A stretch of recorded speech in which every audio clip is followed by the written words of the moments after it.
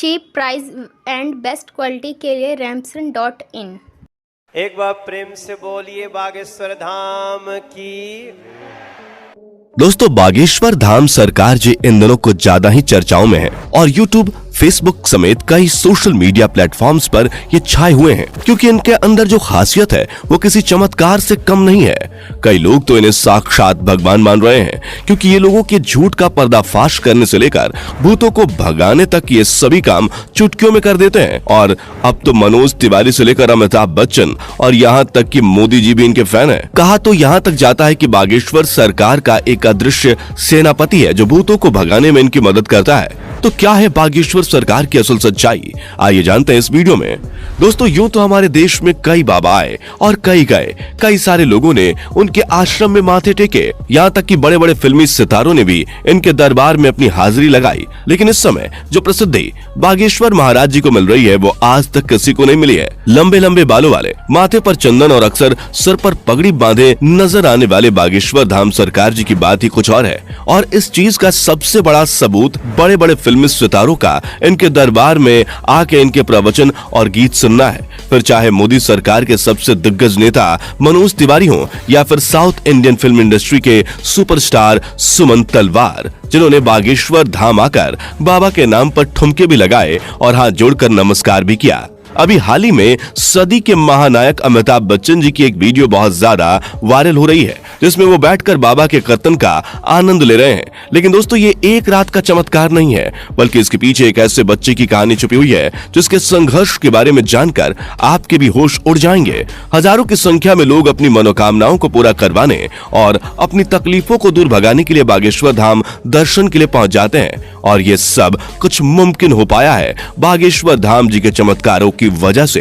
कहा जाता है कि स्वयं हनुमान जी की कृपा बागेश्वर बाबा के ऊपर बनी हुई है और उन्हीं की असीम शक्तियां हैं जिनकी सहायता से बागेश्वर धाम सरकार किसी के भी मन की बात को जान लेते हैं और उसके बताने से पहले ही कागज पर उसकी समस्याएं लिख देते हैं, जिसके कई सारे प्रमाण आपने इनके वायरल वीडियोस में देखे ही होंगे। स्टेज पर आकर जब कोई अपनी परेशानी बताता है तो बागेश्वर महाराज उसे पहले से ही लिखे हुए पर्चे को पढ़ने के लिए कहते हैं, जिसे देखकर भक्तगण पूरी तरह से आश्चर्यचकित रह जाते हैं, क्योंकि उन्होंने अभी तक अपने दुखों को और परेशानी को बाबा को बताया भी नहीं था। उससे पहले ही उनके बारे में बाबा पर्चे पर लिख चुके थे, जिसके बाद बाबा सभी के सामने परेशानियों का हल बताते हैं और भक्तों को यह विश्वास दिलाते हैं कि उनकी परेशानियां दूर हो जाएंगी। लेकिन दोस्तों, आपको बता दें कि बागेश्वर धाम काफी सख्त मिजाज के भी हैं, क्योंकि अगर कोई इनके सामने झूठ बोलता है या फिर गलत नीयत के साथ अपनी इच्छाएं लेकर पहुंचता है तो ये उसकी पोल खोलने में भी कोई कसर नहीं छोड़ते।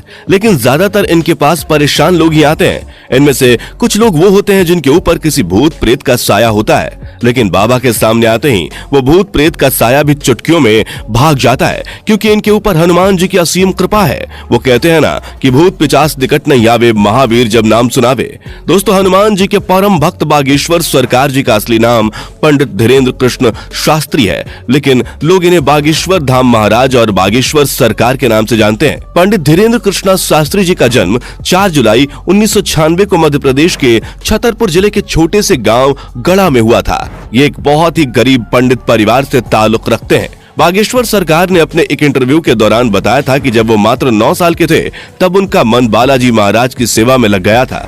इन्हें हनुमान जी की भक्ति और उनके प्रेम के सिवा कुछ भी नजर नहीं आता था। बागेश्वर महाराज जी का कहना है कि हनुमान जी की भक्ति और उनकी कड़ी साधना का ही परिणाम है कि उन्हें ऐसी सिद्धियां प्राप्त हुई हैं जिनकी वजह से वो लोगों की सहायता कर पाते हैं। असल में इन्होंने अपनी शुरुआती शिक्षा अपने दादाजी के साथ रहकर प्राप्त की थी। कहा जाता है कि इनके दादाजी भी अपने समय के बहुत बड़े विद्वान शास्त्री हुआ करते थे और उन्हें भी दिव्य शक्तियां प्राप्त थीं। इनके दादाजी भी दिव्य दरबार लगाकर लोगों की समस्याओं का हल करते थे। तभी से इन्होंने अपने दादाजी को अपना गुरु मान लिया और उनसे ही सारी चीजें सीखने लगे। दादाजी के साथ रहकर इन्होंने रामायण, महाभारत और गीता जैसे धार्मिक ग्रंथों का अध्ययन किया। लेकिन अगर इनकी प्रारंभिक शिक्षा की बात की जाए तो बागेश्वर सरकार ने अपने गांव से ही 8वीं तक पढ़ाई की और फिर उसके बाद अपनी आगे की पढ़ाई पूरी करने के लिए वो गांव से करीब 6 किलोमीटर दूर जाया करते थे, क्योंकि गांव में हाई स्कूल नहीं था। इसी तरह इन्होंने 12वीं की परीक्षा दी और 12वीं पास करने के बाद इन्होंने बैचलर ऑफ आर्ट्स में अपना ग्रेजुएशन भी पूरा किया।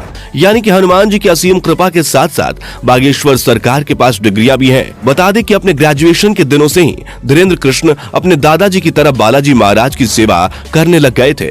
इनके घर के पास बालाजी यानी कि हनुमान जी का एक प्राचीन मंदिर भी है, जहां पहले इनके दादाजी दरबार लगाया करते थे, लेकिन उनकी मृत्यु के बाद दरबार कई सालों तक खाली रहने लगा। लेकिन धीरेन्द्र कृष्ण शास्त्री ने हनुमान जी की सेवा करनी नहीं छोड़ी और वो लगातार बालाजी के नाम का ध्यान करने लगे। लंबे समय तक ध्यान में लीन रहने के बाद इनके ऊपर बालाजी और उनके स्वर्गीय दादाजी ने अपनी कृपा दिखाई और अचानक से ही उन्हें असीम शक्तियों का एहसास होने लगा। उन्हें महसूस हो रहा था कि वो लोगों के मन की बातों को समझ सकते हैं, वे क्या चाहते हैं, उनके दिमाग में क्या चल रहा है। ये सारी बातें वे बिना कुछ कहे ही समझ जाते थे और उनका निवारण भी बताते थे। अपनी इन शक्तियों का इस्तेमाल करके इन्होंने लोगों के कष्टों को दूर करना शुरू कर दिया। लोग जब इनके पास अपनी समस्या लेकर आते थे तो ये पहले से ही उनके मन की बात समझकर उन्हें समस्या का समाधान बता देते थे।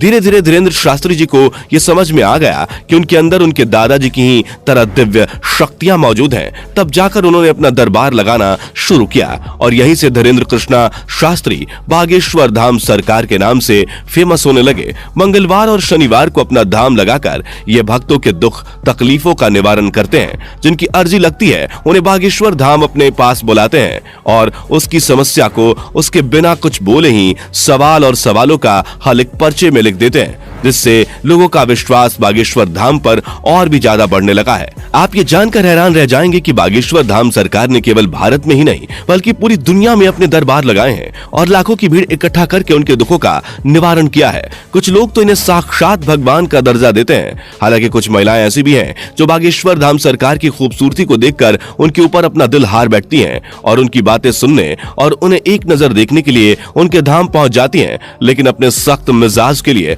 मशहूर बागेश्वर महाराज जी का ध्यान इस तरह की चीजों पर बिल्कुल भी नहीं जाता। वैसे दोस्तों, हमारे देश में जहां बाबाओं और तांत्रिकों की छवि इतनी ज्यादा खराब हो गई है, जिनमें से आधे से ज्यादा तो जेल की हवा खा रहे हैं, जैसे ही जनता किसी बाबा पर अपना विश्वास दिखाती है वैसे ही उसके काले कारनामों का चिट्ठा खुलने लगता है, जिस वजह से लोग अब इन चीजों पर विश्वास करने से घबराने लगे हैं। इस माहौल में अगर कोई 26 वर्षीय शख्स अपनी दिव्य शक्तियों से लोगों को हैरान कर दे तो दुनिया के मन में सवाल तो उठेंगे ही और इन्हीं सवालों का जवाब ढूंढने के लिए कई मीडिया कर्मी भी बाबा के दरबार में चोरी चुपके जा चुके हैं ताकि वो बागेश्वर धाम की सच्चाई जान सकें।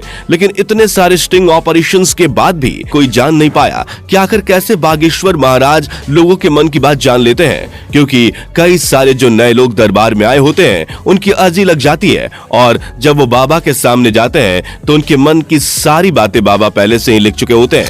इस तरह की चीजें देखकर मीडिया कर्मियों के भी होश उड़ गए और वो लगातार बागेश्वर महाराज को लेकर जांच पड़ताल कर रहे हैं, लेकिन अभी तक उन्हें कोई भी ऐसी चीज प्राप्त नहीं हुई है जिसे लेकर वो बागेश्वर धाम सरकार के ऊपर किसी तरह का सवाल उठा सके या उन पर कोई आरोप लगा सके। तो दोस्तों, आज के लिए सिर्फ इतना ही। जाने से पहले वीडियो को लाइक शेयर जरूर करें और ऐसे ही और वीडियोस के लिए चैनल को सब्सक्राइब करके बेल नोटिफिकेशन को भी जरूर ऑन कर लें। धन्यवाद।